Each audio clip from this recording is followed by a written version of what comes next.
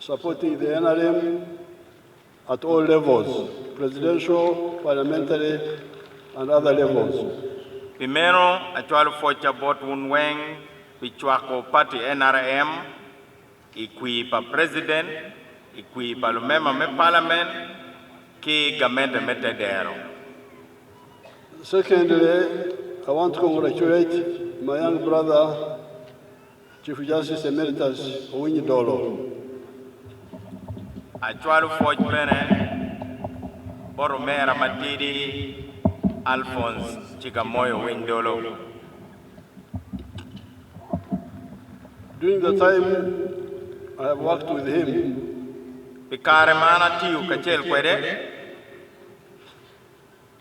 I have seen, I can give testimony that I saw at least 3 qualities.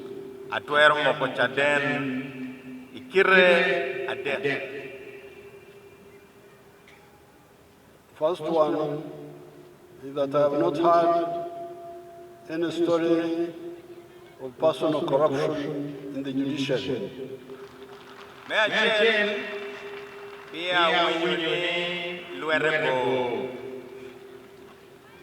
I normally get stories. There is still corruption in the judiciary, but I have never heard his name being associated with any of them.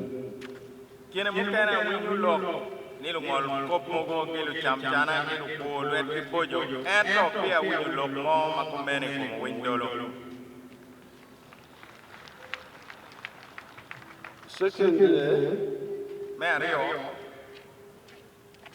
he's one of the people who played a good role in Uganda and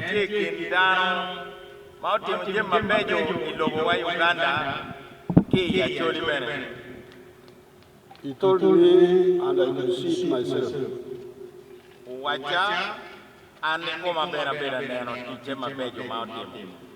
When the NRM took power after long struggles of fightings, some people in Acholi went for war to fight the NRM. Ikarma NRM odonye lodge ingelwen pe mwakabit. Jomogo ilo bacholi onogimete kilwenya kilo dogo. Not only Miaka Beach plus 8 many years of Lwen. Lwen pe mwakabit kimukena boro mwakabapol me lwen kikoko. Some people in Acholi advocated for war against the NRM. Jomoge Acholi gubero kadongo bul memoni. And many young people were mobilized to go and fight NRM. Lutino matino bulu kipiogi melweni komgamende pa NRM. But when I met His Lordship Owiny-Dollo, he told me his personal story.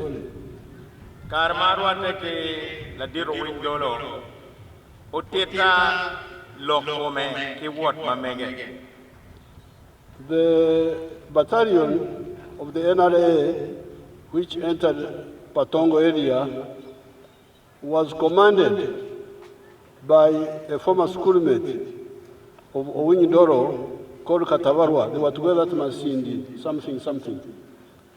And la diro Owiny-Dollo wachani commander me battalion mauko donyo paton uno berudano ma eno kwano kwere I Masindi. It was called Katavarwa. Katavarwa. And he was a graduate of agriculture, BSc agriculture, but he was part of the fighters. Katabarwa ono kwano lokumfu kigwa kole ento beru la lwenyi. So if Owiny-Dollo remembers, he told me that when people were mobilizing to go and fight, he told them that these people who are fighting are a different type of people you will not manage. Donc Owiny-Dollo beru ka chiko jomo beru ka piyo lutina wo medoni lum kalwenyi kum kamende. Ni jo en manguno teka lwenyi kum gini gipat ba lwenyi neni po betuero ubengai wo. Because when Katabarwa's battalion reached Patongo, they found Owiny-Dollo's father there. Ikarema battalion pa Katabarwa donyo Patong, eno rwate ki won Owiny-Dollo. And the people had not run away. Joma gang Owiny-Dollo ki jome Patong, no kie o gang peguriyo. So therefore, because of the discipline, but also the level of education and so on, Owiny-Dollo could see that these people who are trying to fight NRA were not going to succeed. Donc en malupe ki be ki palubony me NRA ki kwan gi dano chalo Owiny-Dollo neno ochot ni joman malmiro lwenyi ko monya gamente manyien ni pego betwero toro gamente enuni. So therefore, I totally agree with what he was telling you, that he has been supporting the NRM all the time from the beginning. Donc anamiro moko chaden ni Owiny-Dollo obedi ken dano ma obedo ka chwako gamente ni ma ochako chwak enoni wai kare ma gamente ni donya lodge. And there were many other people who in Acholi here, who contributed positively towards peace, like that. Amoko chaden bene ni Acholi kan ti jomo kene mago bedo chalo Owiny-Dollo mago bedo ka chwako gamente me NRM ni chake mafudu bina. I, for instance, remember a big man, I think he was a former prisons officer here in Gulu. I think he became like chairman, big man. He was one of those people who said, people don't fight NRA, work with them. Atamu upo jomo kene kingi bedo la dira chel mala chen awinyu ni ki yero metelo district achel eno no yamuti prison eno bedo ka joko lutena wobe ni poti ludoge kom gamende manyien. Then you have people like Lieutenant General Otema and many others who saw that it was wrong to fight the NRA. Watie bere ki dano chalo Lieutenant General Charles Otema wany ma eno bedo ka joko lutena wobe ni konya lwenyi kom gamente manyien pege. That was the second personal contribution I saw with Owiny-Dollo. Menu gin Mario ma miro mogo chaden ni obedo gin mabe ma ane ko maneno ma Owiny-Dollo timo.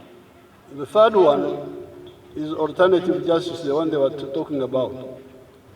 Me adek ena ye chopo tele kin dano la bonche record makelwoni alternative dispute resolution. It's not actually alternative, it should be the real justice, because it is serious and reconstructive, not the colonial type, which is like childish.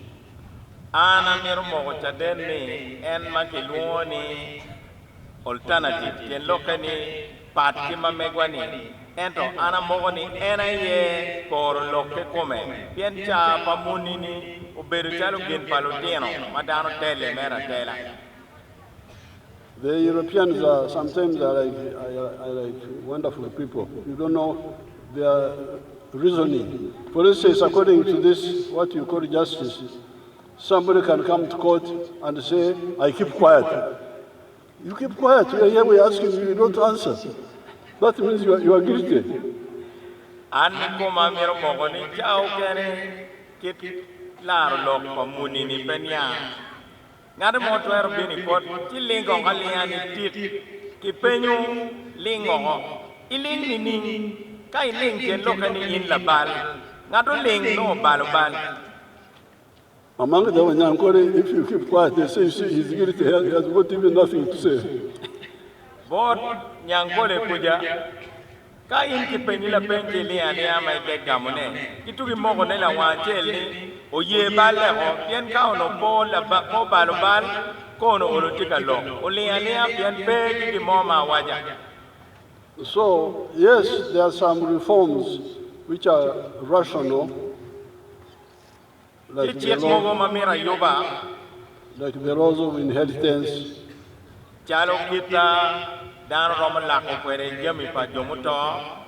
Sometimes our clan systems can suppress some of the people, especially the women. Kibene chik mogo me kingang me kaga me tekwar chao kene diu jomo kene tutwale diu mon. But the traditional justice has got a lot of rationality. Ento kita wanu chobu kwere lok itekwar wachalo del chol niao dano tutwale. So it is good that's what we were talking about ever since we came from the bush. So what happened was that I was talking about it all the time, but nobody was caring in the judiciary. They were not caring to pick it up until His Lordship Owiny-Dollo came and he picked it up. So I'm very, very happy because we think the same way. En koro lokenone, ento no dano weng pemiro winyo lokani. Iadong yom tutwal nila diro Owiny-Dollo. Uchako timu jami enone, wek koro lok ena yo chopero mapat kitele nyim nungol kobikot. Now, I welcome Raj Pacho. Ajolo Rocho Pajo. You say what? Rocho Pacho. Rocho Pacho. Rocho Pacho. I welcome it completely. Rocho meaning the renewing. Okay. And now, Pacho is the home. Now you remember in 1995, 96, when I made countrywide tour, here in the north, I was using the words Jolopi. Amiti we upo ni mwakapiara bungwenu ya biji kipiara bungwenu ya bichele. Ma aberu kalemo kumalme Uganda. Aberu loka chel ma abera noene. Loka enoni uberu ni Jolopi. And I was telling you, you remember very many times, and in writing also, that there is peace which is coming, but each home must jolopi in their home so that they have water in the house. Otherwise, it can rain, and the water is running all over the place, but there's no water in your house because you have not jolopied. Iloka anaberu kanuo iloka enoni. Akeru bene choj kuna waju ni kot gere chwe o di kalpadano weng ento dogola chela chel nieru bu jol pi bien kape keru binu mo me jolo pi kot gere chwe chi mol dogola lele keto kata ini dong la boy pi mo pi meno dano nieru jol pi. Then right from 1996 in the manifestos we were telling you the difference between. Even in this last campaign, I was telling you the difference between Donglobo and Lonyo. Ini chake piara mwen we abichel. Abedu ka radio ke noe en loka chel enoni. Ni niero luak na Uganda onia poka ikin don lobo matie opi dano weng chalu gudigi maje electricity ki kongi ki dong lonyo madonyi jebani in ngara chel ki madonyi odi in machalo dano maloy di kali. And this has been the conceptual conflict with many of the actors. Apoka kin jemario enoni chao kero beda nyueno joman magitika tiji me ilu rom me kwa paluak me Uganda. All that money of NUSAF, of all those funds, people have not been listening to this idea of Lonyo being necessary, not only Donglobo. Even if you have got the tarmac roads and so on, if you have got poverty in the homes. That's what I was telling you in the last campaign. La nyuen enoni ena yo wega jogi me luagi chene mabini kumarme Uganda penen bien kadi kamendo chwal chene madongi ni pedoni jeba padano bien ni dano penya poka ikin lonyo mamiero dong je kali yo dong in talo ngara chela chel ki dong don lobo matipi dano weng. In the 1996 manifesto of the NRM, we put it clearly, the 7 enterprises for the small scale. It's in writing, not just talking, in writing. Iyo pa party NRM ma waluoni manifesto me piera pungwen we abichel. Watiro kore ki kore. We onyoguri abiro marom loko ko pa nywali me Uganda. Wakero we church 1 acre under coffee. wawachi eka chel miero bed pi coffee. 2nd acre fruits. Mario ubed pi nyigiat. 3rd acre grass pasture for livestock. Eka ma dek ubed pi champa le chalulum. 4th acre crops for food like bananas, cassava. Eka ma ngwen ubed cham me pieto dikali chalu labolo onyogwana onyobel kabot wakanya. In the backyard, you put chicken for eggs. Itok ot ipiero gweni mabolo tonge. You put piggery.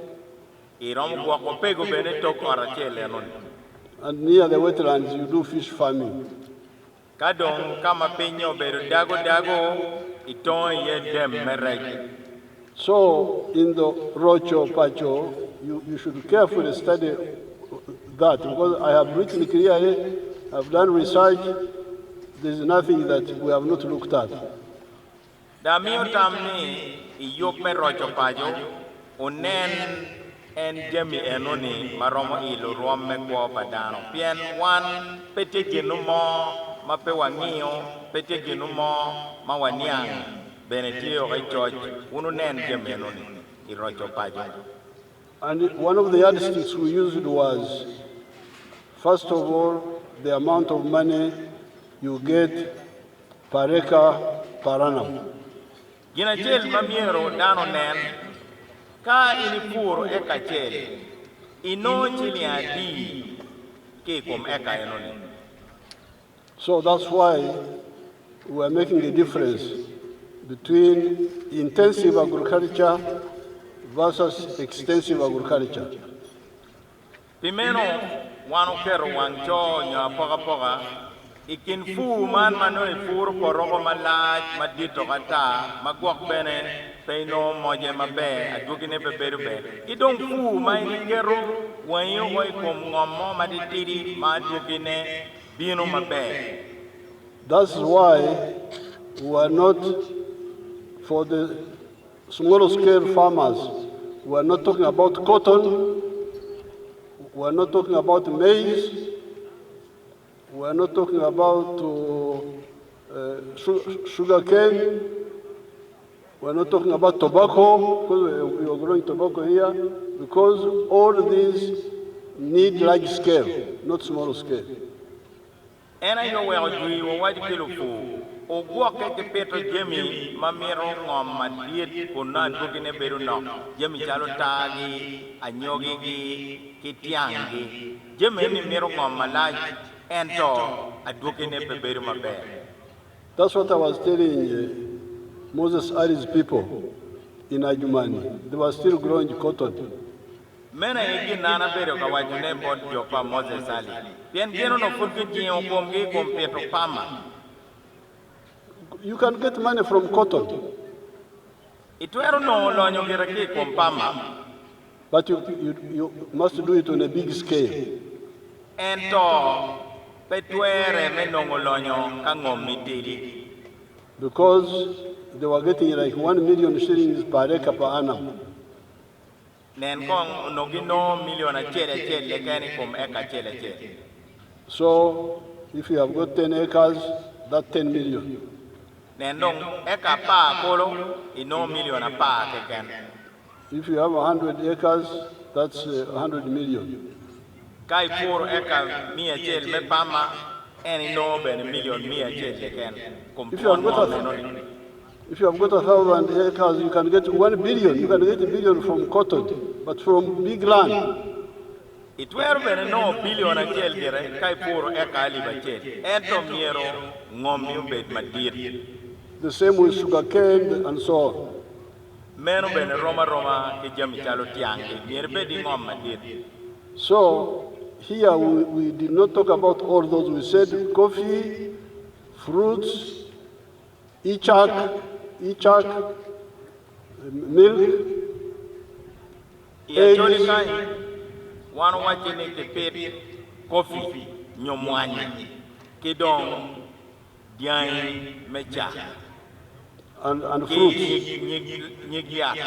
Fruits.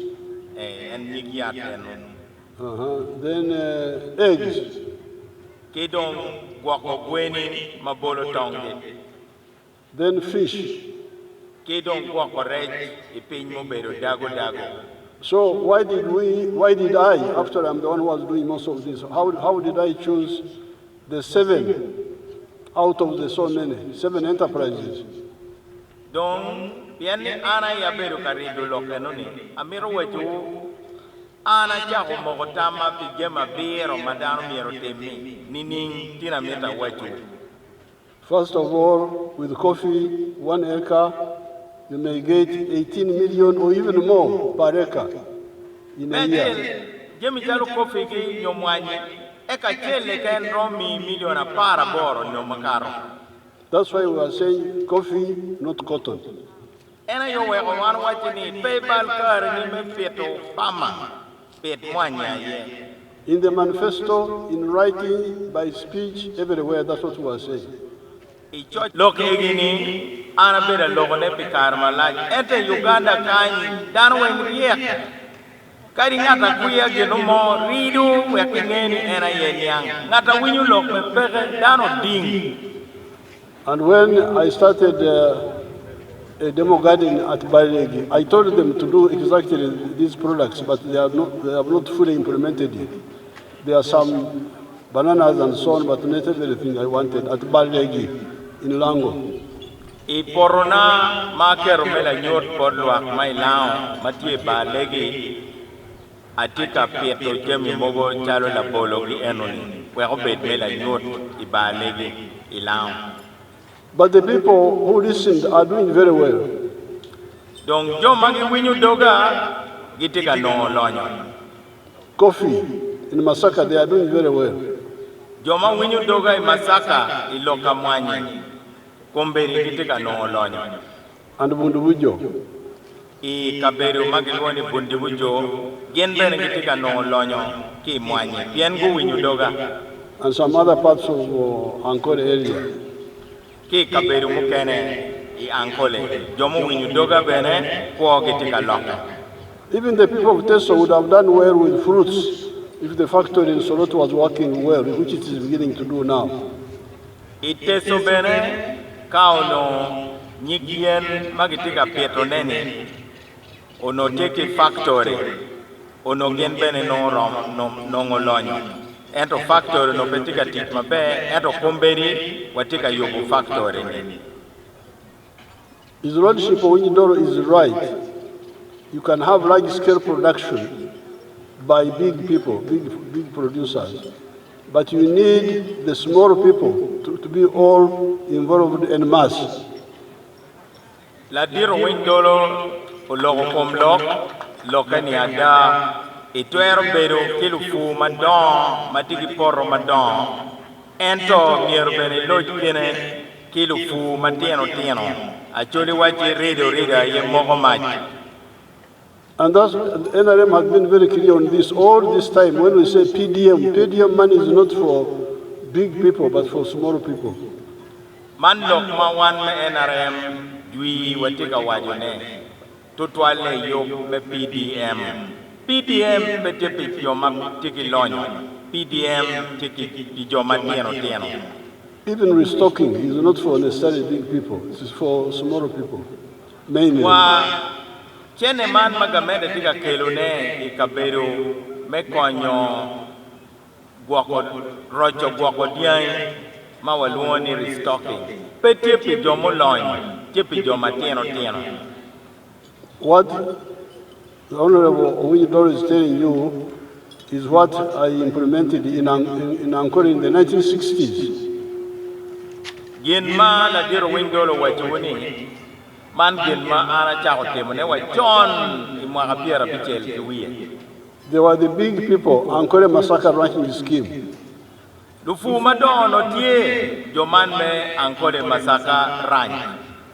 Even here in Lango, you had people, in Acholi here, you had people with big ranches like Latim, in Anaka. They had ranches there in the 60s under Demora. Wakany bene we upo ya Acholi kilao. No watiki jo matiki ranch madon magi gwako luwaka dien kala Demola gi Latim gi o Nigobel gi benu jo mamiero we upo bigi. So, but I said exactly what Owiny-Dollo is saying. The small people, the traditional cattle keepers. Donc, andene atimo kita Owiny-Dollo tika wajaneni, wachoni kare chani. Ni watwer bedo ki joma tiki poro madon, maki wako diai maduong. Ento, wiwa pemiero will, pi joma tieno ni bene. The milk industry in Uganda now is based on the small people, not the ranchers. The small traditional cattle keepers. These are who are disturbing here. These were formerly all wild people, but they are now have understood the value of milk as a cash product. Amir wajuni Paul Jackma Uganda ni joma keli chuk ena joma tieno ni.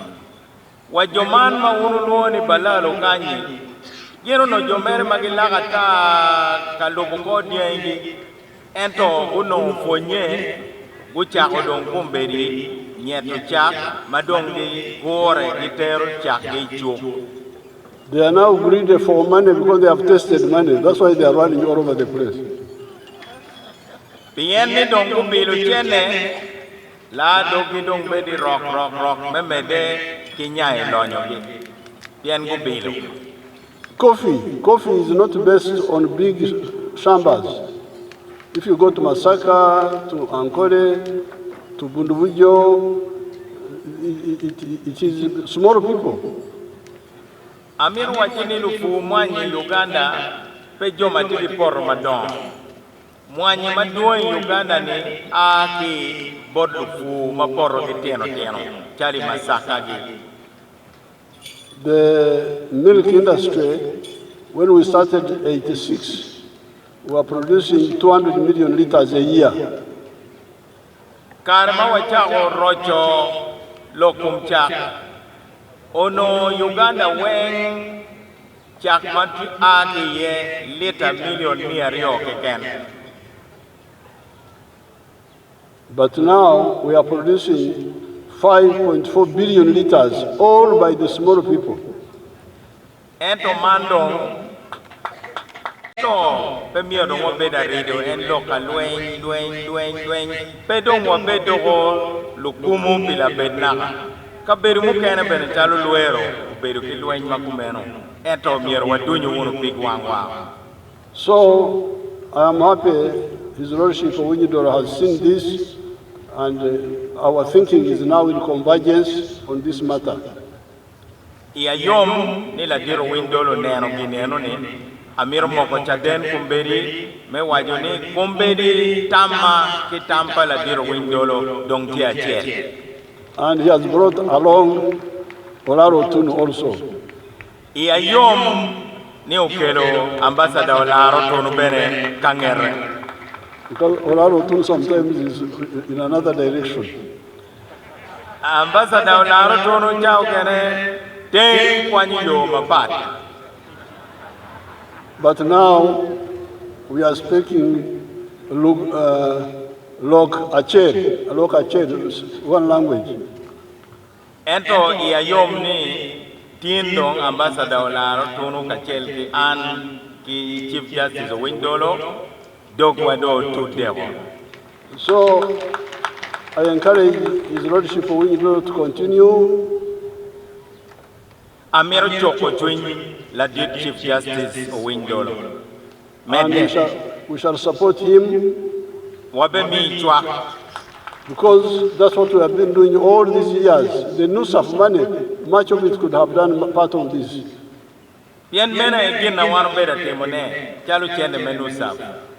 Onomnier beda temo jami chalo marocho pajo teka mero temo nene. But people were thinking more of Donglobo, not Lonyo. Endo kol kare dano bedo ka log man me donlo matipe dano ko wenge mapat ki lonyo iching ngara chela chel onyodogola chela chel. Yes, because you remember we used to say Lonyo, Pidano, Ot, Achera, Achera. I remember some of those words. Unwi upo anabera wajone ni gina pere tek ena ye lonyo pidana chela chel pidano wenge. I would talk, but nobody would follow up. So I'm very glad that His Lordship, Owiny-Dollo, is now following up. Kami loke ken gere cha logo, ero no ngata winyu pe, ia yom ni la diro Owiny-Dollo dong, tika logo en loka chele nuni. So I congratulate him coming home, and I pray God for the 30 years. Apoy la diro Owiny-Dollo, piduko pajo, an bena meru duana kom lega meno chualo wekla twitch o mede mwaka piera dek maeno lego piera ni. For me, I will not disturb God so much. I need only 18. Angira pabe kego itlu ba kao no romo konya ke apara boro no roma.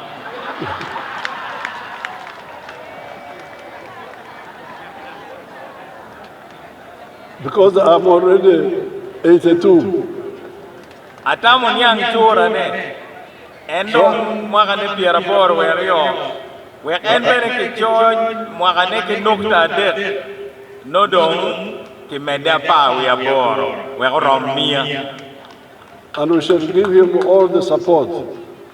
Abe mio chuak moromo. Chuak weng mamite. Bod la diro Owiny-Dollo. And all of you, the leaders, Kacheli un lutela. Work together. Alego un lutela weng uti kacheli. Uten quad. There is no contradiction between the small scale and the big scale. Telemo permite ikin lufuma don ke lufuma tieno. Because when you produce a lot, you need market. Bien kai pur jem madong in bene mero chuk. And these people, like those Indians who are here, they will help us to market our products abroad. Dong yini mogo nero gini. Yen gibi konya wa we wanong chuk ilo mawako. They have contacts. Yen giti gidano mapol magingeyo. The internal market of the milk now is not enough. Kumberi chuk me chak Uganda kanyo dokotiri ko chak dongke oya. That's why we welcome Kenyatta to invest in the milk with Brookside to help us sell abroad. Uwe wano jolo President Machon ma Kenya Kenyatta the company ne magluoni Brookside. We obin okonywa we chakwa nong chuk wako. So the mistake in some parts of Uganda, including the north, is not the issue of the big people, big actors coming. Those should come, but bring along the small people also. Donc, ikumalume Uganda, pero manatiga neno, ene chamu kene dano chako tele kilufu madon. Donc, anamero wajini pero pelufu madon. Ento gina pire tek, niero wa ilu uno bene lufu mateno ne. Pewa wek lufu mateno gudo ange. Now, I am glad General Sare is working well with His Lordship Owiny-Dollo, and I will rescue General Sare's land title, which he used to. Yom ni General Sare guteno kwot yen gila diro Owiny-Dollo. A winyu koko pala diro Owiny-Dollo ni General Sare ujien ngome ka udeno chene. Donc anabe gonye wako ki wich enone. Weko gam. Again, I congratulate His Lordship Owiny-Dollo, and I thank the people of Acholi for giving us a brilliant young person that time who has made his contribution. Amiro no focha bot Owiny-Dollo Walk ben foj bod luak ma choli gumini wa laten ki achel makwiri mai kar eno put bulu ma eno tiu ma tek ma ko titenen ilogo wa. And Rocco Paco is a very good idea. That's what the NRM has been talking about all these years. Tam me Rocco Paco, tam mabe. Tam enoni Roma ki tam majui pilwari mwaka NRM tika kati kweli. Lonyo at the households, but I think for them they are also adding culture and other things. Tam wani tipi lonyo pidano weng ento Rocco Paco dok tika medu bere kit me jingo tekwa. Apoyo mater. Afoyo won tutwal.